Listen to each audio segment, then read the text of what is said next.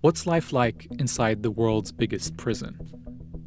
To find out, you don't have to commit any crime, you just have to be born in Gaza.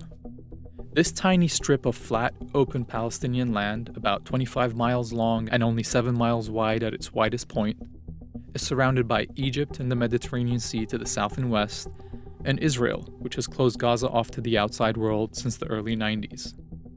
Like many prisons, Gaza is overcrowded. In 2021, the population grew to over 2 million, with one of the highest population densities in the world, triple that of Detroit, which is about the same size. But where did all these people come from? Well, about 70% of Gazans are refugees and their descendants. They were forced to move there when Israel took over their towns and villages around the time it was founded in 1948. Many fled, thinking they were temporarily getting to safety. But Israel has never allowed them to go back, despite many of these towns and villages being a short drive or walking distance from Gaza.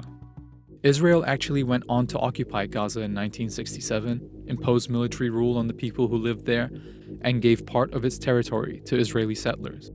In the early 90s, it imposed a closure policy on Gaza. Palestinians there could no longer leave without a time-restricted, hard-to-get permit, and Palestinians from other areas were restricted from visiting Gaza as well. But it was in 2006 when things got really bad. Israel had pulled its soldiers and settlers out of Gaza the year before, while still controlling the borders, the airspace, and the economy. The Palestinian group Hamas, which has a military wing that fights the Israeli occupation, won Palestinian elections and took over Gaza. In response, Israel took its policies to the next level. The only power plant was bombed. Travel was banned. Most imports and exports were blocked, forcing most of Gaza's factories to shut down. Fishermen couldn't fish beyond a very limited area.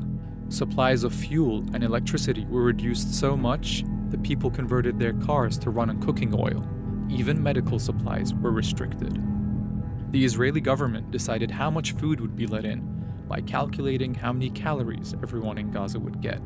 As a government advisor at the time said, the idea is to put the Palestinians on a diet, but not make them die of hunger. These policies crushed Gaza's economy. It now has the highest unemployment rate in the world, and more than half the people live under the poverty line.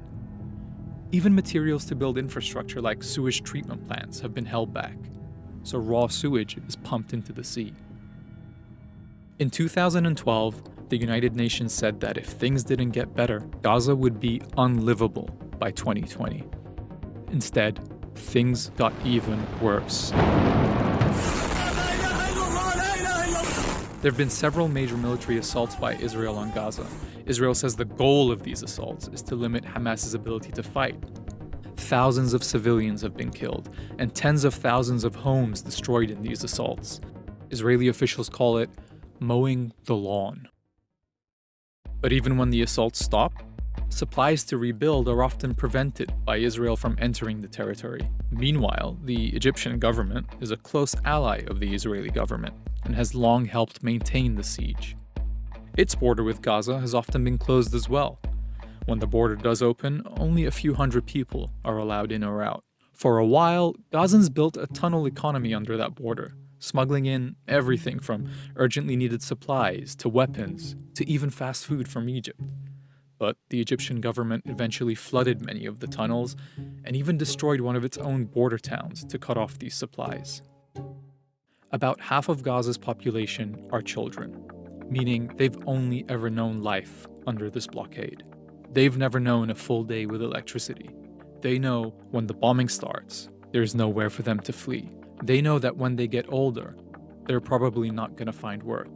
They likely will not be able to leave Gaza or even meet Palestinians from other parts of their country. They know what it's like living in the world's biggest prison.